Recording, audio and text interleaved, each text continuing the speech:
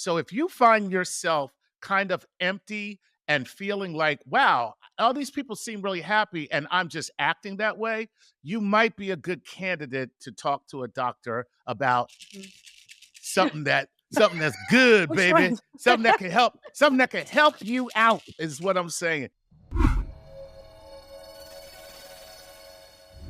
This is StarTalk Special Edition.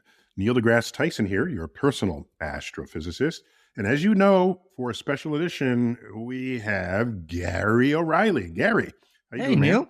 I'm good, man. Thank you. And of course, we got Chuck. Chuck, how you doing, man? Hey, Chuck Knight. I'm doing well, man. Thanks for asking. Today, we're going to talk about something I don't think we've talked about before. We're going to talk about depression, something that we all know about. It afflicts so many of us. And Gary, how did you put this show together? Well, we started off thinking about seasonal depression because, we're recording this, it's January, and it just makes everybody feel less vibrant. And then we realized that, there's more to this, and we have to go way deeper than the winter blues. Wait a minute. So that seasonal depression, they made that into an acronym, the seasonal affective disorder. Which is sad. Sad. Yeah. Okay. Go on. So there you go. We asked ourselves, what's the difference between anxiety and depression?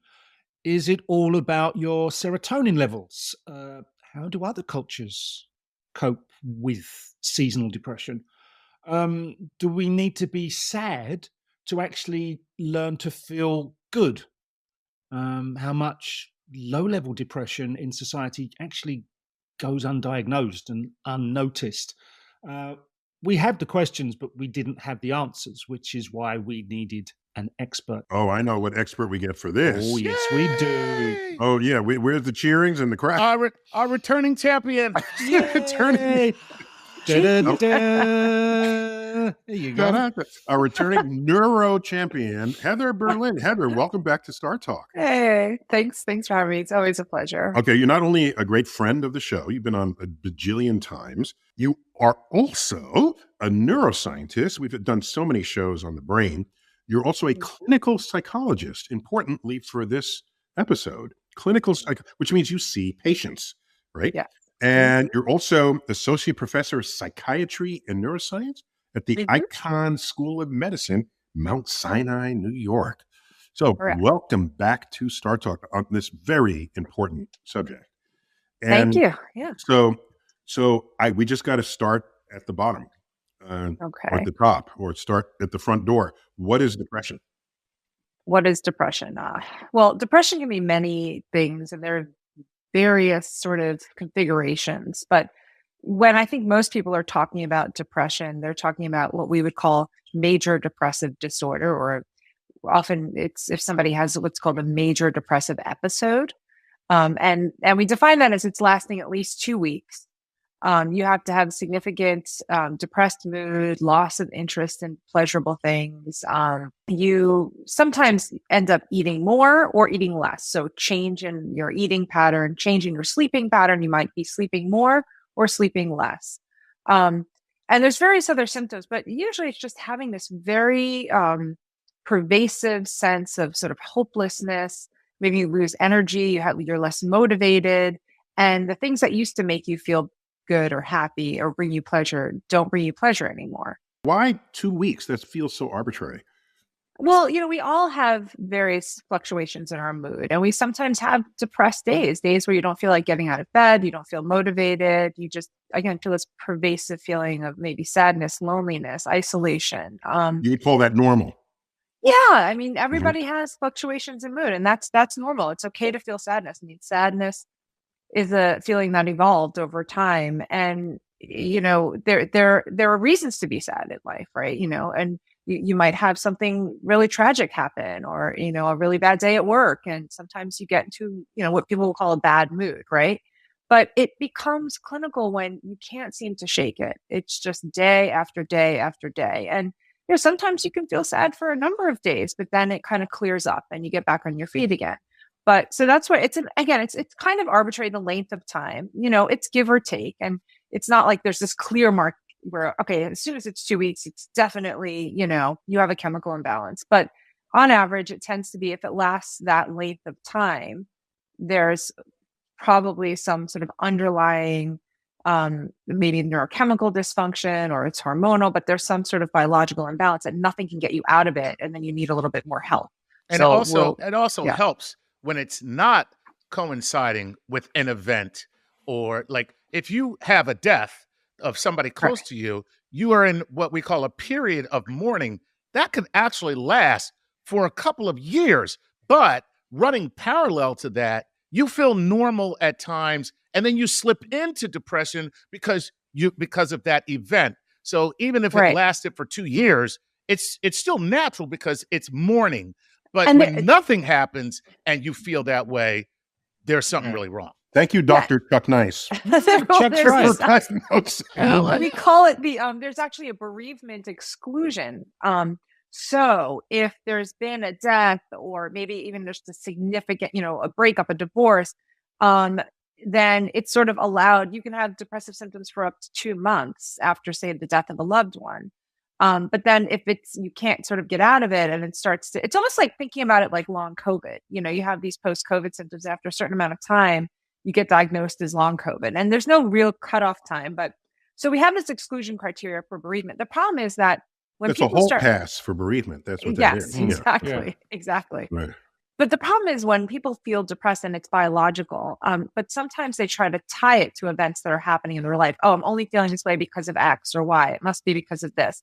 And it becomes more clear to a person when things in their life are going well and they still feel depressed, that, okay, maybe there's something in my neurochemistry that needs to be treated, maybe with medication. But sometimes it's not clear because there's a correlation between negative things that are happening in your life.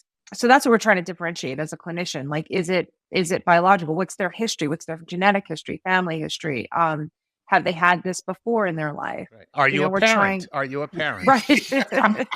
Yes.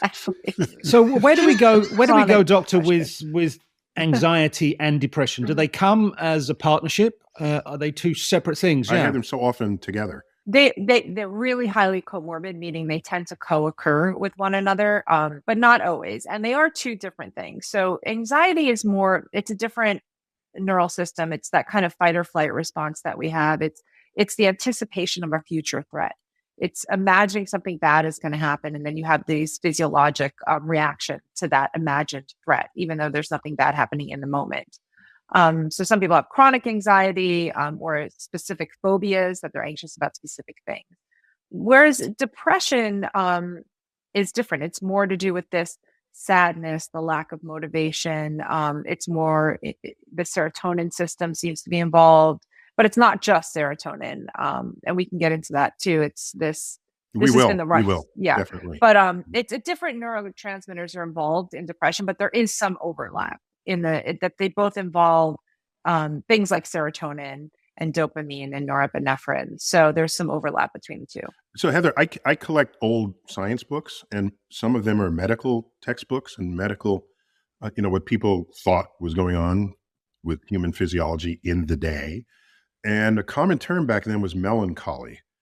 Did that term predate the word depression? Did it mean something else? Clearly it existed as a condition long before our modern ailments started affecting us. So I'm just curious about the history here. Yeah, it started, really, when you go far back, we thought that, scientists thought that all of these psychological disorders had to do with an imbalance of certain fluids in our body. And so melancholia was actually too much black bile, which I think is like too much poo, basically. Oh, wow, so that's where the word comes from. Wow. Okay. And it was so that was the sort of, the dark sadness. And now we would But wasn't there also your uterus was, of course, making you depressed? Hysteria was, they thought hysterical women the uterus was detached and it was kind of floating around the body, and causing us to be hysterical. Wow. That's oh my God, I'm pregnant in my throat. Damn, people were idiots. Yes. Which makes me wonder, what are we going to think 200 years from now? Oh gosh, yeah. True. But this existed, for as long as humans existed. We called it different things. We thought there were different causes. But there's this, what we call now dysthymia, or persistent depressive disorder, is a little bit different than what we'd call major depressive disorder. Dysthymia is having that low level, like, sadness. It's not as intense as a depressive episode, but it lasts longer. So it could be like 2 years of just a kind of down mood. And so there are different, like, gradations of what people used to categorize as different things in the past. Now we're trying to differentiate it and correlate it to underlying, brain dysfunction. So if you've got a persistent state of depression, you're most likely going to get prescribed antidepressants. Now, are they the cure, or are they now seen as part of, what is it, a serotonin hypothesis, and the sort of yes, no, maybe scenario that plays out there? Yeah. What's a quick primer on the chemicals of happiness and sadness? For many years, we had this kind of hypothesis. It's the monoamine neurotransmitters, which are, serotonin, dopamine is related. The idea is that there was too little serotonin in the receptors, and this is what was causing depression. And so the treatments that developed over the last, say, 50 years were, how do we increase serotonin in the receptors? And that's what's called SSRIs, selective serotonin reuptake inhibitors, meaning you inhibit the neurons from sort of cleaning up the serotonin out of the synapses, so it stays there longer, and it can activate the neurons for longer. And that is part of it. But what we've learned is that there are many other things that are contributing to depression. It's not just serotonin. But just so I understand what you're saying. Yeah. So this medicine, it doesn't add more serotonin to your system. It prevents your system from getting rid of it. Yes, or it prevents it from being, so the neurons will get activated, and then they'll release serotonin into the synapse, and then it'll affect the neuron next to it as long as it's in that synapse, right? But so then why is it better than just taking a serotonin pill? Well, because that pill is called Molly. There are actually other ways. So there are other ways to increase serotonin in the in between neurons. You want to have more serotonin. So there are ways that you can get to that. There used to be other drugs, older drugs called monoamine oxidase inhibitors, or MOAs, but they weren't as effective as the SSRIs, or just much more selective. And they're different receptor sites for the serotonin. So you can actually be selective in, like, those receptor site, 1A and 1B. And so we're getting more and more honing in on exactly where we want to target. And there's different serotonin receptor sites in different parts of the brain. So again, instead of, like, coating the whole brain with serotonin, you can be more targeted with where you're trying to activate the serotonin. Like, you can target it more toward the prefrontal cortex if there's more, let's say, serotonin receptor at A1 in the prefrontal cortex. This is getting into the weeds, I'm sure, but it is, the idea is that it's Don't call my brain weeds. Sorry, but it is more selective. That's why they're, selective serotonin reuptake inhibitors. Okay, have we gone down the route successfully of alternate treatments outside of, this is chemical, we'll deal with it with another chemical? And you see these ads, I've read somewhere where a walk in nature has some chemical value to your brain through the woods. Absolutely. Yeah, you can increase your dopamine and your serotonin through just, interacting in the world. I mean, that's a lot of what talk therapy is doing, and just being around friends can make you feel good. Walking in nature changes your brain, right? When you change your environment and the stimulation. So it doesn't have to be just with drugs, but when you have, let's say, a genetic predisposition, where you might produce less of this neurotransmitter, then that's where the kind of drugs come in, that you need an extra little boost on top of these other strategies. Yeah. But the other aspect is that not everybody is it doesn't work for everybody. So SSRIs are the first line treatment. But sometimes you need some people have SNRIs, which is affects also the norepinephrine system. And even those don't work for some people. And then we get into what we call treatment-resistant depression, and then we get into these alternative treatments that we have now. Like what? Yeah, exactly. Yeah. Shock therapy. A good talking to. Yeah. You know, which is what used to happen, and now we hopefully have progressed. Before we go into this subtopic, let me just say that if you're a person who is experiencing what Heather just talked about, the telltale sign is other people may not know you're depressed because you learn how to mimic what it is to be a happy, normal person. So if you find yourself kind of empty and feeling like, wow, all these people seem really happy and I'm just acting that way, you might be a good candidate to talk to a doctor about something that's good, baby. Something that can help you out is what I'm saying. Chucker's shaking a bottle of prescription pills that we cannot read because the resolution well, of the it's screen so is so not she high was enough. talking about SSRIs. This is a dopamine reuptake inhibitor. Ooh, nice. Because I don't make enough dopamine. My brain does not make enough dopamine. And so as a result, without this, I found myself faking it through life for a very long time, dragging myself out of bed. Everything was a problem. Everything seemed so hard. And I just pushed through it because I grew up at a time where that's what you were supposed to do. Suck it up. Yeah. Suck it up. And so I got to a place where it was literally killing me. And I went and saw a professional and they were like, yeah, we can help you with that, man. We could just, and as a result, now when I feel happy and I'm in a like social setting, I'm not faking it anymore, you know? And some people were like, I wish you would go back to faking it because you're a little much. Well, you were funny back then. I don't know what. Chuck, if I worry if you keep talking that Heather's going to have to charge us for a session. Well, I was going to say he's a great example of, see, in that case, you know, it's affecting the dopaminergic system. It's not just about serotonin, right? Some people have too little dopamine or too little norepinephrine. There's the glutamatergic theory of depression now, which is really interesting and I think is really helping us make the most significant advance in treatment that's been for, as long as I've been studying the brain, which is a couple of decades, is that glutamate is involved, and that's an excitatory neurotransmitter. So let's say there's too little excitation, and ketamine is this alternative treatment that is now FDA approved. You can do it intravenously, intranasally. You have to do it in the office with the physician.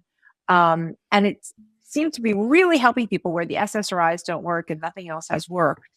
Ketamine is an alternative treatment. There's also, ECT, which is electric shock therapy, which has some side effects. But a more... I see why you abbreviate it. Right. Let's have some ECT today. One of the side effects... therapy. One of the side effects includes having an afro where you didn't have one before the treatment. ECT.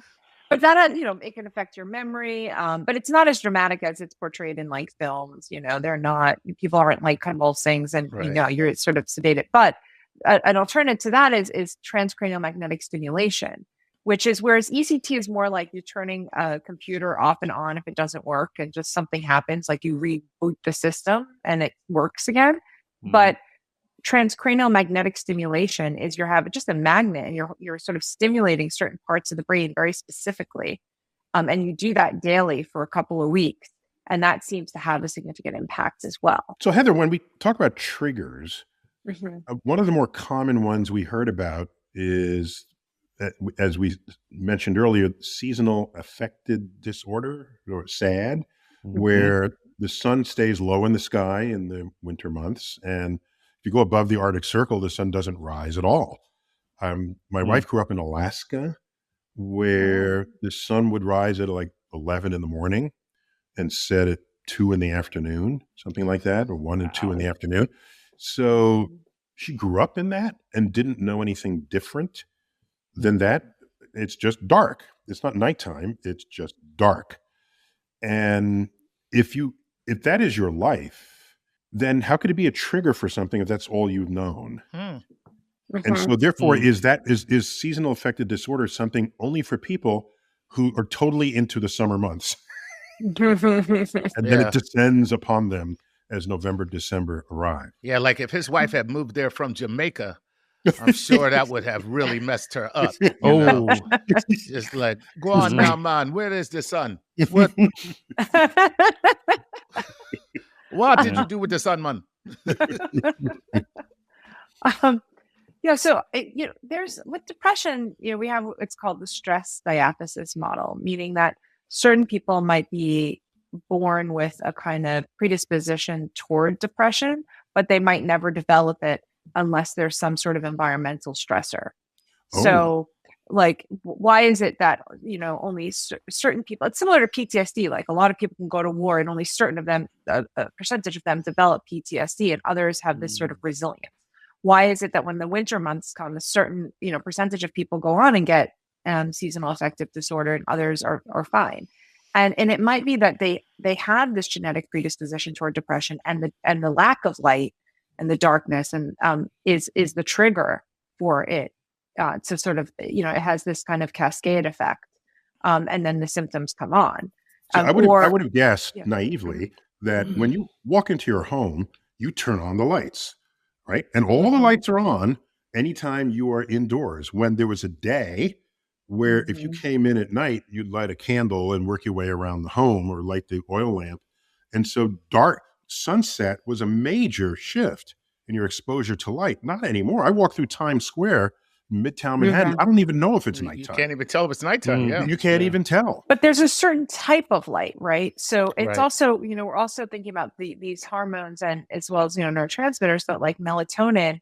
So for example, when you're just looking at your computer light or certain indoor lighting, blue light, that is different than natural light, which is more in the yellow spectrum of light. And different kinds of light can affect your melatonin system in different ways. So for treatment for seasonal affective disorder, there are special lights that are within the sort of spectrum of natural light that you sit in front of to help release the kind of neurotransmitters and the hormones that you want from natural light. But artificial light doesn't necessarily get you there because of the different wavelengths.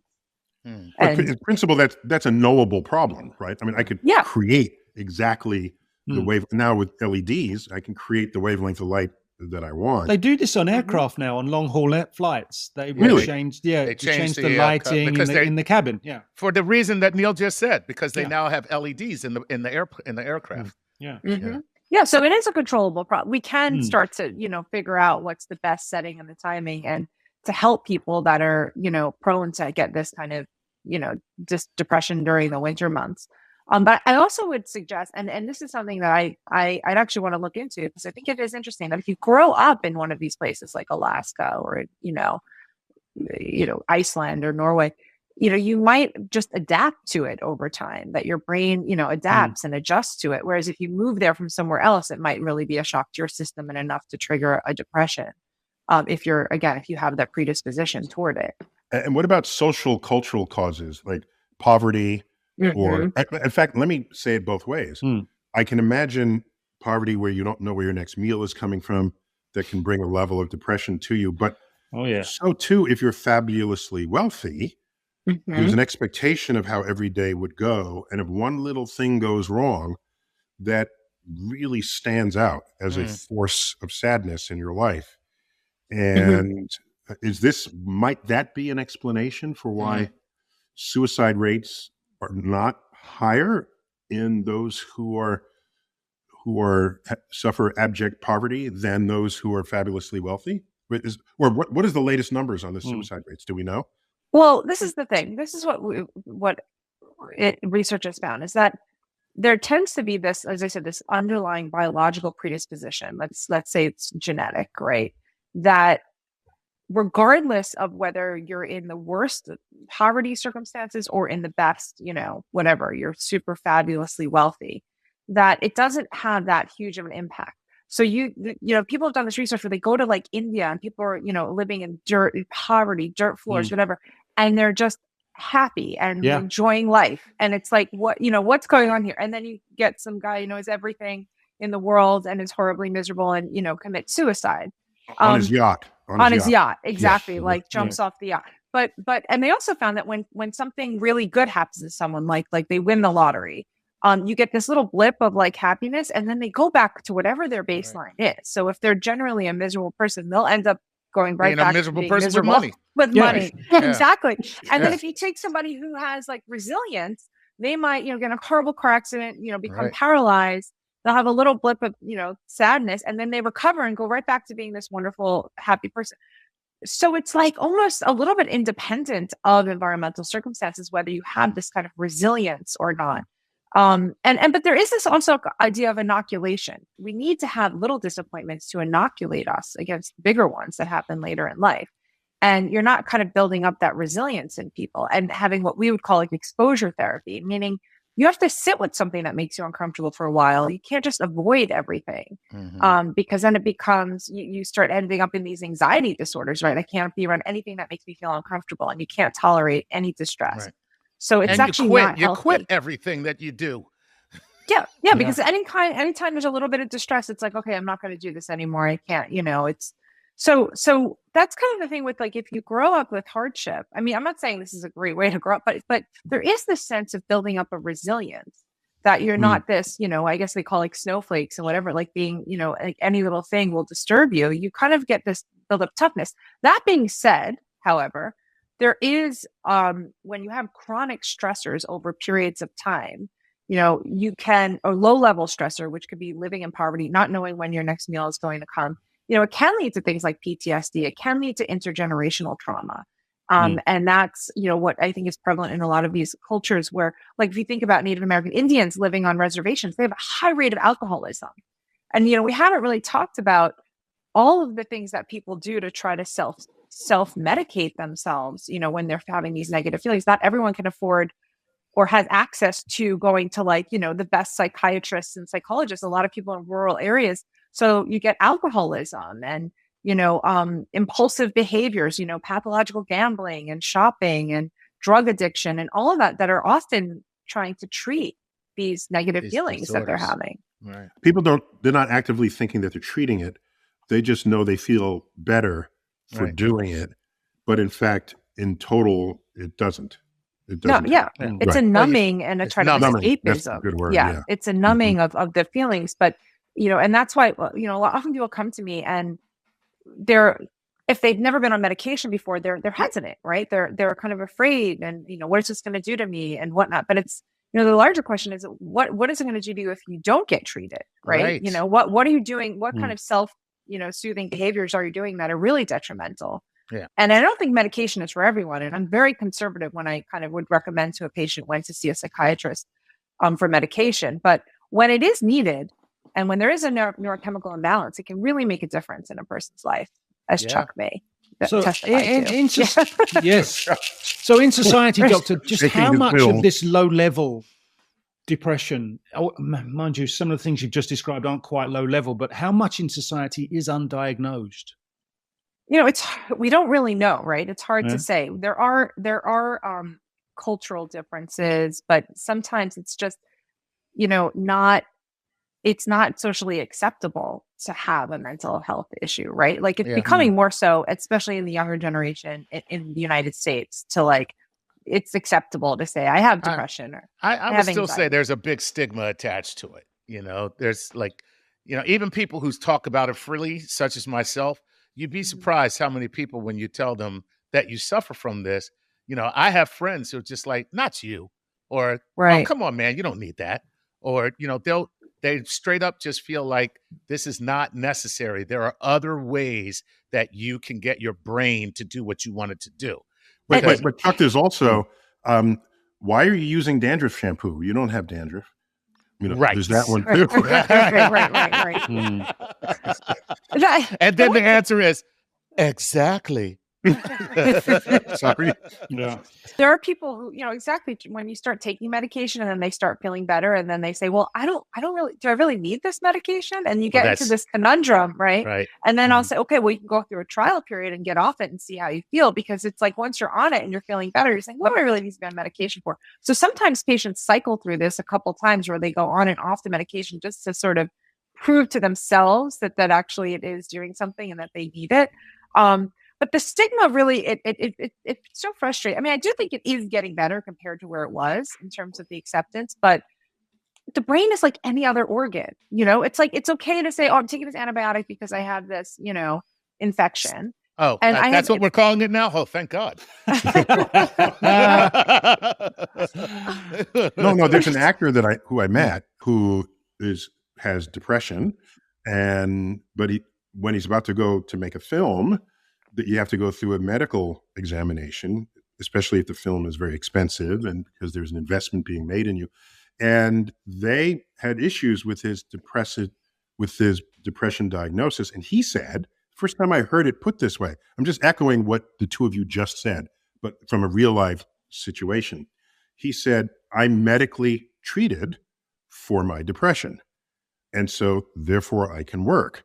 You shouldn't think of that as different from anybody else being treated for any other ailment that might interfere with their work, provided the medicine brings you back to where you need to be. Right. And that it was so sensible and so clear that the brain is just another organ that's being treated. Yeah. And for some reason, we think that it's like if someone had MS and they said, okay, sometimes I have flare-ups, but I have this medication that helps me with that, right? They wouldn't be a liability. And it's the same thing when you have a neurochemical imbalance and it's being treated. I mean, there are some stipulations where they say, for example, in child custody cases and things like that, well, it's predicated on the fact that they have to be on their medication. They have to stay on their medication, right? Because that is what's keeping them in balance. But this idea of like, oh, just suck it up, like that you can just be happy, right? Make your sadness go away. It's like, don't worry. Right. Be happy. So I bet that got a lot of people out of depression. The Bobby McFerrin treatment. Like, right. Just be happy. Yeah. Like, you don't think I'm trying? So, Doctor, how do our hormonal differences affect the depressions within us? Well, for example, estrogen or progesterone, which is you see more in women, can actually affect our serotonin levels in the brain, which then go on to affect our emotions. And depending on the balance, whether it's too much or too little, it can make you more irritable, or it can make you feel depressed or sad. And so there's this delicate balance between these hormones and their impact on the neurotransmitters, which then go on to affect us emotionally. But if I as a man take those hormones, will I start having those same effects, or will it be fighting my testosterone to have a whole other effect? Yeah, because you have, and women have testosterone too, right? And there's all these differences, right? But testosterone tends to lead to more like aggressive behavior. But if we were to give you some progesterone or estrogen, it might just help like modulate the effects that the serotonin is having and just kind of make you less aggressive, but not necessarily make you feel depressed. Instead of saying take a chill pill, we should be saying take some estrogen, man. No, what you really need is oxytocin. So oxytocin is the sort of love hormone. Oxytocin is also a hormone that acts as a neurotransmitter as well. But that's the sort of bonding, love. The hugging. Hormone. If you hug, it gets, a colleague of mine, Paul Zach, did a lot of research on this. Hugging can release it, but it's released during breastfeeding, during sex, these times when you're really like bonding. So if we give everyone a little bit of oxytocin, we've had discussions in the psychiatry department about this. Like, if we just put a little oxytocin in the water, and maybe everyone would just like chill out. Like wars would end. Yes, that's the answer. Is postnatal the same as postpartum depression? Is that the same thing? Postpartum depression. Yes, yes. Postpartum depression, there's menopause when there's lots of hormonal changes.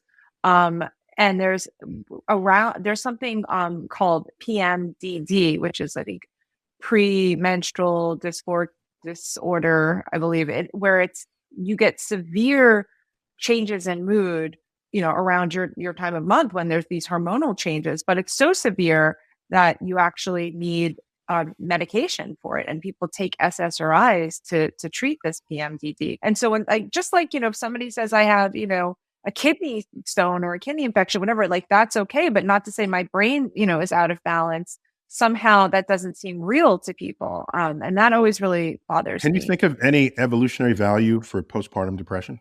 Children. I think children are the evolution. Well, there is a book. It's like, what have I wrought here? Exactly. It's just like that is your body and the universe saying, "Don't do this again. Don't do this again."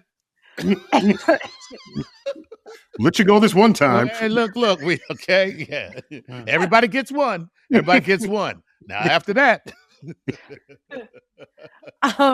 So there's a book, it's called Good Reasons for Bad Feelings by an evolutionary psychologist named Randy Nesse. And it really goes through, it goes through all the different evolutionary reasons about why we have these emotions. But one theory about depression is that it actually helps elicit help when you need it. So all the outward signs of depression, like, you're huddled up in a ball, you can't get out of bed, you're crying, whatever, that actually will elicit help in your community. So people will come to you, oh, hey, let me help you take care of like your child. You're not in a good way. Right. And so that might have been one adaptive evolutionary reason for depression. But not everybody shows those outward signs. Like Chuck was saying, I mean, there's just great commercial. I can't believe that they have these commercials on television, by the way, for psychiatric treatment. Because then you have patients coming to you like, oh, I saw this commercial. Can I take this drug? But there's this one good commercial where they have these people holding up these happy masks, and they're walking around with like a happy face on. And well, that's then the fake fake person, the fake.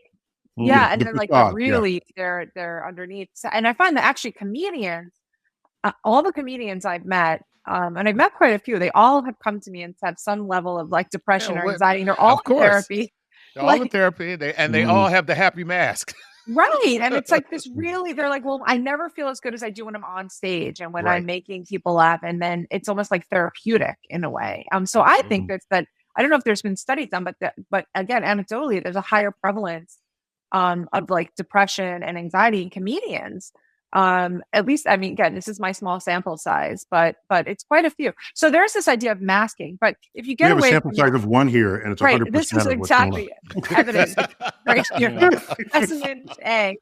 This is our experiment. Yeah, right. exactly. So, doctor, go back to the woman who's crunched up in a ball and in suffering severely, and an elder woman comes along and says, "It's okay, I'll take care of the child for you right now."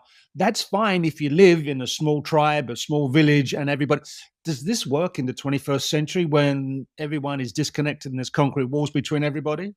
That's a really great question. So one of the concepts in evolutionary psychology is that all of these feelings evolved for a specific reason. But then they're butting up against modern society where it no longer is useful, right? So let's say it makes sense for us to be afraid of heights so you don't fall off a cliff, right? And there's experiments where there are these babies, and it's this cliff experiment where it's like there's actually a clear plexiglass, but it looks as if there's a big drop, and the mom's on the other side of it and just going, come here.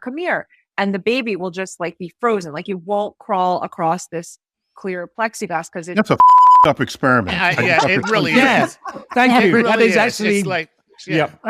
Do I have to be the one to say that? I'm sorry. Can't believe my mother's trying to kill me. I cannot believe my mother is trying to kill me. It's true. It's pretty.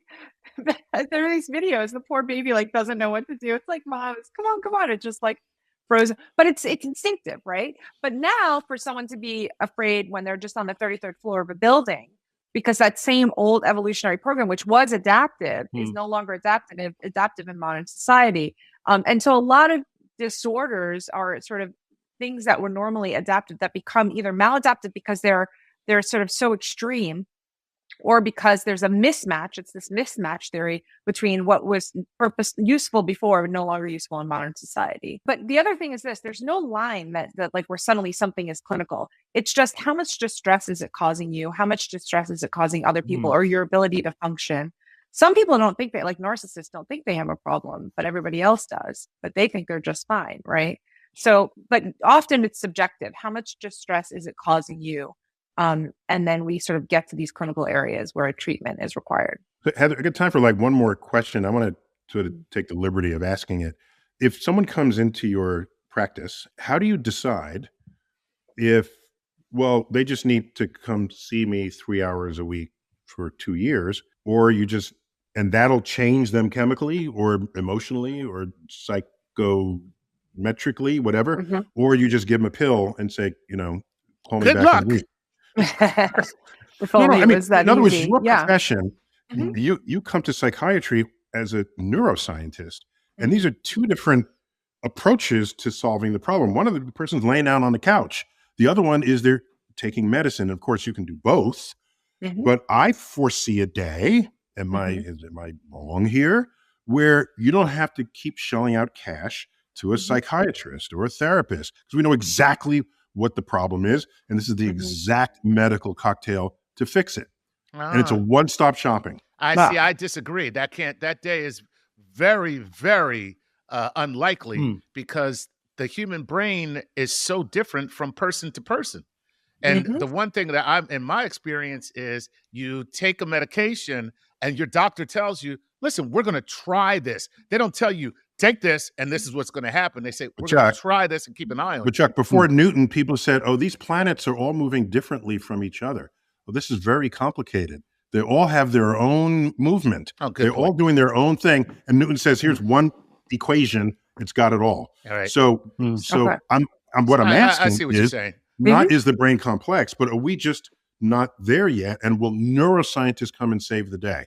Okay, the brain is more than just the physical matter, right? It's the mind as well. So the brain is this really wonderful organ that it's physical and it has neurochemicals and neurons, but it also has this subjectivity. So it's both. Now, research shows that medication alone can have a significant impact. Therapy alone can have a significant impact. When you get them together and it's the right medication, because it is individualized, not one medication fits all. When you get the right drug with the right therapy, you get this synergistic effect that combined, it's much greater than the sum of its parts. They need to work in conjunction. If it was only enough to give a person a pill and say, be done with it, great, and I could just be out of business, at least in my clinical psych business, and go straight back to neuroscience. But the issue is that not everything is just neurochemical. There's also the way your brain is kind of wired. And that's why it is actually unique, because we all have different experiences throughout our lives and our brain gets wired up. It gets it's like a piece of clay that gets molded throughout our lives, and each brain is slightly different. So things that might trigger you don't trigger me, and vice versa. And so it is complex. And it's more than just changing the underlying. So I'll give you just one example. Like two people can have a lesion, like brain damage in the same part of the brain. And one person has this severe, neurocognitive deficit or some psychiatric illness due to it, and the other person doesn't. And that's because they're wired slightly differently, or their neurochemistry is slightly different. So it's just not one size You fits would have known all. that decades ago if you could just open up people's skulls just in a laboratory and just do that routinely. But you're stuck with the two people who happen to have the same accident and brain lesion. Right? You have to wait for for people with brain issues to come to you, right? Yes. But now, just as go to the alternative treatments, when the SSRIs or other kinds of, chemical treatments don't work, the ECT doesn't work, the TMS doesn't work, the ketamine doesn't work, right? What do you have left? There's what we call deep brain stimulation, where we actually can implant electrodes in part of the brain called the anterior cingulate.